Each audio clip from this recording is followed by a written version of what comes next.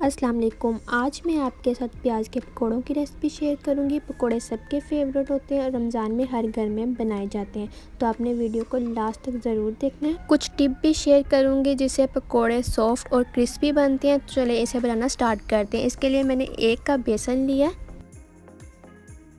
यहाँ पे मैं हैंड बीटर का यूज़ करूँगी ताकि कोई भी गुठली वगैरह ना रहे। आप चम्मच से भी कर सकते हैं या बेसन को छान भी सकते हैं। तो यहाँ पे मैंने 1 कप के करीब पानी लिया है। पानी जो है वो हम सारा नहीं डालेंगे, थोड़ा थोड़ा करके डालेंगे और हैंड बीटर से मैं इसे मिक्स कर लूँगी। यहाँ पे मुझे पानी कम लग रहा है, मैं पानी थोड़ा और डाल लूँगी। अच्छा, मैं पकोड़े इस तरह बनाती हूँ कि पहले बेसन को घोलती हूँ, चीज़ें बाद में ऐड करती हूँ। लोग बेसन में ही चीज़ें ऐड करके उसे मिक्स कर लेते हैं। जैसा कि मैंने आपसे बोला था कि मैं आपके साथ टिप भी शेयर करूंगी, तो पहली टिप ये है कि आपने बेसन को पहले घोलना है, इससे पकोड़े सॉफ्ट बनते हैं। बेसन हमारा अच्छे से घुल गया, रनिंग में है।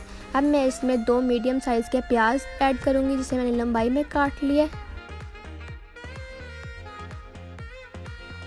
अब मैं इसमें ऐड करूंगी सब्ज़ प्याज। सब्ज़ प्याज आपने ज़रूर ऐड करना है, बहुत अच्छा टेस्ट आता है। 2 खाने के चम्मच सब्ज़ मिर्च, डिपेंड करता है आपकी कितनी तीखी है। मैंने 2 मीडियम ली थी, उन्हें बारीक काट लिया। अब हम इसमें ऐड करेंगे कुछ स्पाइसेस जो यूँ हैं। 1 चाय का चम्मच नमक, 1 चाय का चम्मच कुटी हुई लाल मिर्च, आधा चाय का चम्मच लाल मिर्च, थोड़ी सी हल्दी, 1 चाय का चम्मच सूखा धनिया पाउडर नहीं ऐड करना, आधा चाय का चम्मच ज़ीरा, आधा चाय का चम्मच अजवाइन ज़रूर ऐड करें, बहुत अच्छा टेस्ट आता है इससे। अब इन सब चीज़ों को मिक्स कर लेंगे। हाथ से मिक्स करना ज़्यादा अच्छा है। ये देखें मिक्स हो गया। बहुत ज़्यादा सख्त नहीं बनाना, उससे क्या होता है कि पकोड़े सख्त बनते हैं। अब 2 खाने के चम्मच सब्ज़ धनिया ऐड किया मैंने, अच्छी तरह से मिक्स कर लिया और इसे 15 मिनट के लिए रख देंगे। कढ़ाई में ऑयल लिया। ऑयल आपका अच्छे से गर्म होना चाहिए ताकि जब आप पकोड़े डालें तो वो एकदम से ऊपर आ जाएं। अगर पकोड़े आपके नीचे बैठ गए तो उनमें ऑयल जज़ब हो जाएगा। ये है टिप नंबर 2। मैं पकोड़े हाथ से डालती हूँ, आप चम्मच से भी डाल सकते हैं। हाथ से डालने से क्रिस्पी बनते हैं। मीडियम टू हाई फ्लेम पे हम इन्हें 5 मिनट तक फ्राई करेंगे और इन्हें हिलाते जाएंगे। 5 मिनट हो गए, देखिए कितना प्यारा कलर आ गया है, गोल्डन से हो गए। अब हम इन्हें निकाल लेंगे। इसी तरह से सब बना लेंगे।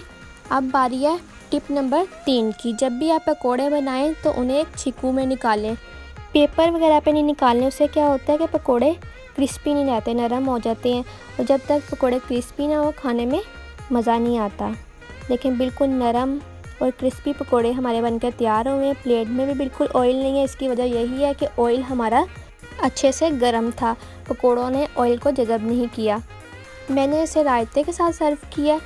अंदर से सॉफ्ट और बाहर से क्रिस्पी पकोड़े बनके हमारे तैयार हुए हैं।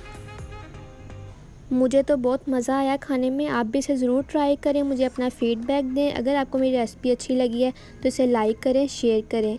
मिलती हूँ नेक्स्ट वीडियो में। अल्लाह हाफिज़।